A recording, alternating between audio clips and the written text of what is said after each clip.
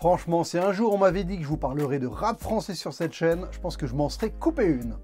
Appelle-moi un pas, sors de mon Tipeee. Bonjour à tous, je suis Zoltan et bienvenue dans cette critique de la série Validé, série créée par Franck Gastambide qui est diffusée en ce moment sur Canal+. Je vous invite vraiment à aller découvrir ce truc, franchement, c'est une bombe. Donc Validé, ça suit l'histoire de Clément, aka Apache, qui va rentrer dans le rap game, qui est un petit gamin d'une banlieue d'Aubervilliers, et qui va réussir à faire un feat avec un grand rappeur du moment, Mastar. Donc c'est un faux rappeur fictif, mais dans l'histoire c'est supposé être un grand rappeur.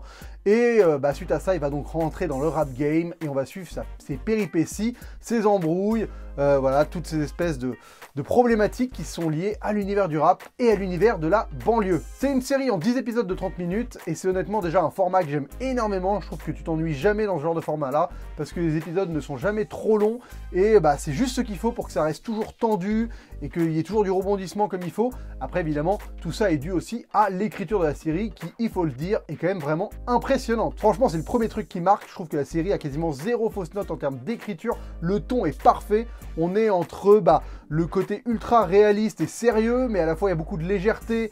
Et ce milieu de la banlieue est dépeint d'une manière qui est assez rare, finalement, qui est montré avec sa pression, mais aussi avec justement ses bons moments et son esprit de camaraderie.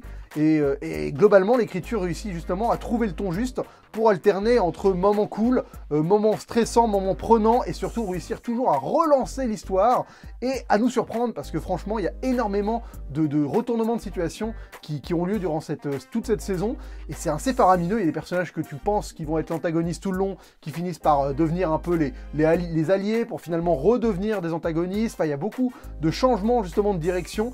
Et on est perpétuellement en attente de savoir ce qui va se passer. C'est très compliqué de prévoir ce qui va se passer. On n'a pas du tout de longueur d'avance. Et franchement, c'est très très bien géré. Voilà, pour une série française, j'ai pas l'habitude d'en parler, des séries françaises. En tout cas là, c'est vraiment très très bien bossé. C'est surprenant, c'est sérieux. Franchement, j'ai été en admiration devant cette saison en termes de rythme et de péripéties. C'est vraiment chapeau les gars, quoi. Il y a plusieurs choses qui sont vraiment impressionnantes dans cette série et qui ont été très bien faites. Alors la première, c'est de réussir justement à rendre crédible le personnage principal en tant que rappeur. Alors je crois que c'est un vrai rappeur, je connais pas bien les rappeurs du tout, mais en tout cas là il joue un rappeur fictif, et de réussir à l'installer comme une star montante du rap, et le fait que tu crois à son potentiel. Et tout ça, franchement, ça fonctionne de malade. C'est-à-dire qu'il commence à faire un freestyle au début de l'épisode 1 là, et d'un coup le mec, c'est clair qu'il en impose et t'y crois. Et tout ce qui va être lié à son ascension, tu vas réussir à y croire en fait. Ce personnage, franchement, il est tangible, il n'est pas cliché du tout, il est entouré de ses deux meilleurs potes, et ça c'est quelque chose qui est intéressant aussi, c'est une très bonne dynamique. Ça fait penser évidemment à la série Entourage, je sais pas si vous l'avez vu, qui a été diffusée il y a très longtemps, qui était une série sur un acteur qui perçait à Hollywood, et là on est vraiment dans la même dynamique avec ses potes. Il y en a un qui est le sérieux qui va devenir son manager, c'est la même chose en Entourage, et il y a un peu le pote qui était un peu le pote crétin qui fait des conneries mais qui à la fois est là pour prendre les coups à la place du mec, et c'est un peu l'équivalent de Turtle ou de Johnny Drama dans Entourage. Voilà, donc il y a deux personnages qui sont un peu combinés en un, mais il y a cette dynamique là du côté d'être là, de faire une ascension avec ses potes, et ça encore une fois c'est très bien retranscrit. Donc on arrive à croire à ce rap game parce qu'aussi il y a beaucoup de vrais rappeurs qui participent à la série, qui viennent faire des apparitions. Il y a Soprano, il y a Lacrim, je sais pas moi, il y a Nino, enfin je connais vraiment pas bien le milieu du rap, mais ces noms-là je les connais, et donc ils participent à créer une forme de réalisme à tout ça. Je veux dire, il y a Cool Chain qui arrive en mode daron, qui vient donner des conseils et tout ça, et ça fait que ce milieu fictif qui est entouré en fait d'une forme de réalité assit le tout dans du concret, quoi. On n'a pas l'impression de suivre un truc totalement fictionné. Tout y est, tout est réel, et ça fait que t'es encore plus dans la série que ce que tu pourrais l'être si d'un coup on ne parlait que de gens qui n'existaient pas. Là-dessus, je mettrais juste un petit bémol. Il y a le personnage donc de Mastar qui est supposé être un grand rappeur qui est là depuis 10 ans, qui est donc fictif, et lui pour le coup ça aurait été bien peut-être d'installer un peu plus qui il était, ou en tout cas certaines de ses anciennes chansons, parce que là on débarque, il est un peu en mode sur la fin de sa carrière presque, il y a un côté un peu has-been, et c'est dommage de ne pas l'avoir peut-être un peu plus montré. À quel point c'était un boss du rap game, quoi. Je sais pas. J'ai moins senti la crédibilité de ce personnage que sur Apache qui débarque et qui tout de suite en impose, et on arrive tout de suite à croire à son ascension fulgurante. Il y a une deuxième chose qui est aussi très bien faite, c'est tout ce rapport aux réseaux sociaux. C'est-à-dire qu'il y a vraiment une écriture qui prend en compte notre mode de communication actuel et qui est toujours en fait en live. C'est-à-dire que les gens disent toujours où ils sont. Il y a toujours ce rapport de réussir à parler par poste interposé. Enfin, toute cette espèce de communication moderne est prise en compte et réfléchie et intégrée dans la série, et ça arrive justement à apporter une vraie narration qui est assez surprenante et qui permet aux scénaristes de permettre des choses qui vont faire que, par exemple, lui va savoir que machin a une information parce que il va lui envoyer une story et ça va être genre une provocation. Il y a ce côté, en fait, quasi toujours public de ce qui arrive. Et c'est ça qui est génial, c'est que on suit l'ascension d'un personnage dans un monde hostile et tout ce qui va vivre, tout le monde va le commenter, en fait, autour de lui. C'est-à-dire que c'est ça qui est génial et c'est ça où on appelle le rap game. C'est vraiment genre, il y a machin qui va faire un snap, qui va l'insulter, tout le monde va lui poser la question, ouais, tu réponds quoi, machin? Et donc, ça va toujours générer du conflit, en fait. On est perpétuellement dans le conflit parce que même un mec chez lui, même un mec en prison, peut réussir justement à clasher un autre gars et à générer du conflit et à faire en sorte que ils viennent foutre la merde dans la vie du gars parce que sur les réseaux, il fait des choses qui vont perturber la vie du rappeur en question. Et ça, c'est vraiment une donnée qui est très bien faite. D'habitude, quand on parle de réseaux sociaux dans les séries, c'est toujours un peu has-been. Et là, on sent que les gens qui ont écrit ça, ils sont au fait, ils se sont renseignés, ils savent comment ça fonctionne et que on utilise aussi bien Facebook qu'Instagram. Enfin, les trucs sont jamais vraiment mentionnés, ils disent toujours les réseaux sociaux. Mais en tout cas, la manière dont c'est mis en scène et dont c'est utilisé, c'est crédible, on y croit. Et j'ai trouvé que c'était vraiment une belle vague de fraîcheur sur les séries qui utilisent les réseaux sociaux. C'est un sujet que j'aime bien, les réseaux sociaux dans les séries.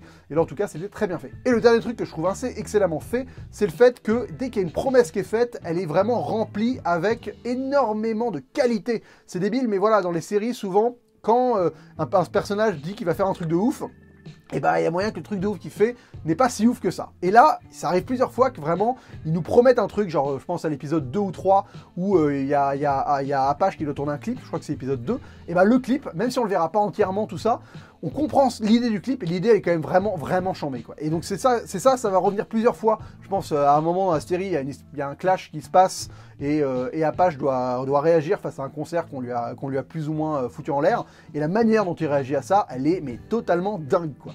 Et c'est vraiment, les mecs ont eu des vraies trouvailles pour réussir à rendre des séquences jouissives et surtout à faire en sorte que le personnage principal, dans les moments de crise, ait toujours une idée de dingue pour s'en sortir. Et ça, c'est vraiment génial parce que ça fait que le personnage, ça passe pas du tout pour un pimpin à qui il arrive des choses et auxquelles il sait pas réagir. Non, à chaque fois, il arrive à réagir, c'est lui qui trouve les idées et les idées qu'il trouve, elles sont toujours géniales. Ce qui fait que le perso, en plus d'être un bon rappeur, c'est surtout un bon perso, quoi. La reine de la banlieue, franchement, elle est parfaitement dépeinte. Je connais pas bien ce milieu, donc je vais pas faire comme si j'étais un expert, mais en tout cas, on y croit. On arrive à être plongé dans ce monde-là, qui est fait à la fois donc justement de vraies franches camaraderies, de gens qui s'entraident, et à la fois de gens qui vraiment sont jaloux, font des coups de pute, sont violents, foutent la pression, et t'as cette espèce de pression permanente qui est mise sur le protagoniste et ses amis, et on y croit, quoi, et on arrive à comprendre aussi justement ce besoin d'en sortir, et à la fois l'attachement que les gens peuvent en avoir de ces quartiers, et c'est un sujet qui revient en filigrane dans la série, ce rapport au quartier, à la famille qui vit encore là-bas, tout ça.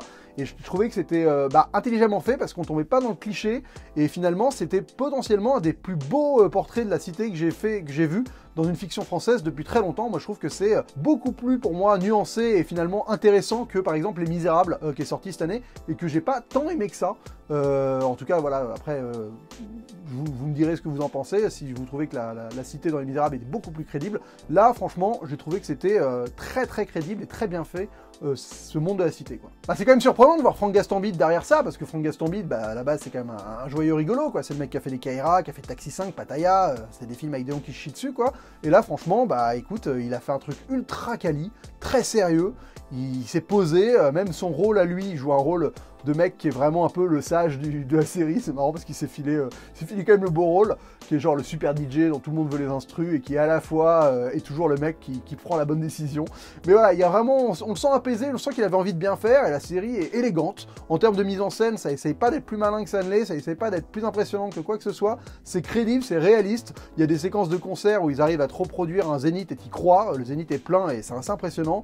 Voilà, tout est bien géré, je trouve que la série elle démarre sur chapeau de roue. Franchement, le premier épisode ça se passe chez Skyrock et t'as l'ambiance qui est déjà là et t'y y es, quoi, et ça fonctionne. Et donc à partir de là t'es tout de suite plongé dans le délire et vu que c'est très bien écrit et c'est très bien rythmé, t'es happé par le délire et tu veux pas arrêter une seule seconde. C'est vraiment, moi je l'ai binge-watché, j'en pouvais plus, c'était hyper addictif. Parce que ce qui est fort justement, c'est que ils essayent pas de tirer les trucs trop longtemps en fait, tu vois, parce que d'habitude dans une série par exemple, tu vas voir l'antagoniste, il va être là et ça va devenir un moment où le méchant, le mec est méchant, et il va devenir méchant grotesque, quoi. T'en as ras le cul qu'il soit méchant comme ça, qui viennent toujours causer des problèmes et tout. Et là justement ils ont l'intelligence d'arrêter ces personnages au bon moment pour les réutiliser peut-être plus tard d'une autre manière, et ça fait que t'es jamais saoulé en fait des péripéties qu'il arrive au personnage, t'es jamais saoulé justement par les conflits, t'es jamais en train de te dire genre non mais là c'est trop, là franchement là ça commence à devenir gavant, pourquoi il continue t'es jamais à remettre en question vraiment les choix qui sont faits, et quand il y a des mauvais choix qui sont faits,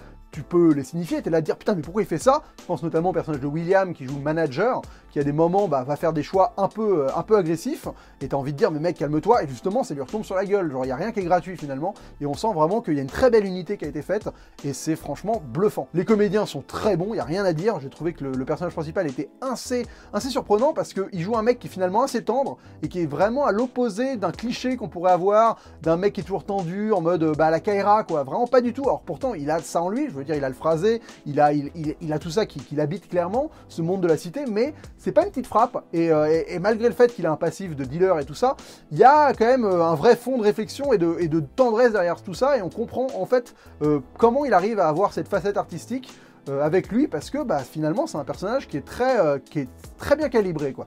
Et pareil pour ses amis, il y a évidemment l'espèce de comic relief qui est genre le cousin qui s'appelle Chinois, qui est genre le mec qui fait que des boulettes et qui essaie de pécho, qui arrive pas, enfin le vrai loser, le loser total, et qui est vraiment drôle. Il y a vraiment des vrais moments qui sont marrants avec lui, des vraies répliques où le mec il comprend rien, et tout un quiproquo avec l'artiste qui est franchement très drôle. Et voilà, il y a beaucoup de choses qui fonctionnent très bien. Je trouve que pareil, William qui est genre le manager, c'est un mec qui apprend, qui fait des erreurs, qui pense être trop sûr de lui, qui compense en fait beaucoup, et ça fonctionne très bien la manière dont il est géré. Donc ce trio est surtout très touchant, les acteurs fonctionnent bien entre eux, il n'y a rien à dire quoi, franchement c'est très qualité quoi tout ça. Il y a peu de bémols, les bémols que je pourrais avoir c'est les cliffs de début de saison que je trouve un peu étranges. C'est-à-dire que ça fait un tout petit peu soap par moment, voilà, on va couper sur des moments très tendus, et vu qu'on relance pas directement dessus, il y a un petit côté peut-être un peu putassier sur certains cliffhangers de fin d'épisode, et il y en a un qui m'a surpris, j'arriverai pas à avoir d'explication pour le moment. Pourquoi? C'est l'épisode 4 je crois, ou l'épisode 3, il y a un personnage qui vient dans un bureau et qui défonce tout, et ce sera jamais révoqué, il y aura jamais de conséquences à ça, et c'est très étrange parce que ça vient clore un épisode et t'as l'impression que ça va être un événement marquant, et au final c'est jamais retraité par la suite, et c'est un peu déceptif. Ça pour le coup c'est le moment où j'ai pas vraiment compris ce qu'ils ont essayé de faire avec ça, mais écoute, ça fait tellement ces micro-détails par rapport à la qualité globale de ce qui a été proposé que je vais pas larguer la série là-dessus du tout quoi, franchement. Et pour le coup autant au début les cliffs me dérangeaient un peu, et plus l'histoire se met en place, plus on va dire la constellation de personnages est mise en place, plus ils prennent du sens les cliffs, et plus ils sont vraiment efficaces, et notamment le cliff final de la série, je dirais pas ce que c'est, mais le cliff de fin de saison, c'est un des cliffs les plus impressionnants que j'ai vu ces dernières années en série. Franchement, c'est une énorme claque. Donc ils finissent très fort. Ils finissent très fort cette saison. Et franchement, coup de maître. Bravo à tous ceux qui ont travaillé sur cette série. Il n'y a rien à dire. Je m'attendais pas du tout à quelque chose qui allait me plaire, parce que c'est pas un milieu qui m'intéresse, parce que voilà, ça me parlait pas plus que ça, et honnêtement j'ai vraiment pris une énorme dose. Après en plus je suis un grand fan d'Entourage, donc de retrouver cette vibe là, de retrouver cette même qualité, de retrouver cette même dichotomie en fait entre l'amitié que tu peux avoir, les gens qui veulent te faire de la thune sur ton dos, les gens qui veulent te mettre des bâtons dans les roues, et tout ce rapport là. Enfin, c'est vraiment quelque chose que je trouve assez fascinant, et ce qui me plaît dans cette série, c'est que c'est une série Canal, et ils s'autorisent vraiment une forme de réalisme. T'as les prix qui sont discutés. Je veux dire, c'est un détail dans une série, mais souvent, vous ferez gaffe, dans les séries, ils aiment pas parler d'argent, les scénaristes. Ils vont dire, ouais, on m'a proposé une grosse somme et tout. Là, tout est chiffré. Je veux dire, tu sais combien de mecs qui demandent à la signature du contrat, et à mon avis, c'est hyper bien documenté, donc t'as les vrais chiffres du milieu du rap, et c'est débile, mais ça fait que t'as pas l'impression d'être devant un pastiche en fait, t'as pas l'impression d'être devant une série qui essaye de rapidement te montrer un truc. Non, t'es dedans, y a pas d'esbrouf, t'as vraiment tout ce qu'il faut quoi. Et quand je vous dis que le dosage est bon, même par exemple la romance qui pourrait être un peu casse-bonbon et un peu à l'eau de rose ou pas forcément très bien amenée, là il y a juste ce qu'il faut. Je veux dire, c'est pas trop, voilà, ils en font pas des carottes, ils en font pas des caisses, ils essayent pas de te faire l'histoire d'amour du siècle ou quoi que ce soit, non. Ils font un truc qui est assez quotidien, que tout le monde peut plus ou moins vivre, voilà, quelque chose auquel tu peux t'identifier facilement, même si on est dans un milieu qui qui te concerne pas. Tu vois, il y a une justesse qui est créée dans chaque situation, dans chaque interaction, et tout en étant surprenant, donc c'est quand même un vrai tour de force, quoi. Donc la série, elle est dispo sur Canal+ série, je crois que vous avez un mois d'abonnement gratos si vous voulez la découvrir, franchement, mais foncez les gars. Je crois que la série, elle cartonne sa race, c'est une énorme bombe, c'est pas pour rien, c'est potentiellement ce qu'on a fait de mieux en France depuis très longtemps. Enfin, je veux dire, moi j'ai pas eu ce plaisir à découvrir une série française depuis le Bureau des légendes, et ça commence à faire le Bureau des légendes, donc honnêtement, foncez quoi, foncez, enfin, c'est normal que ça déchire, ça cartonne.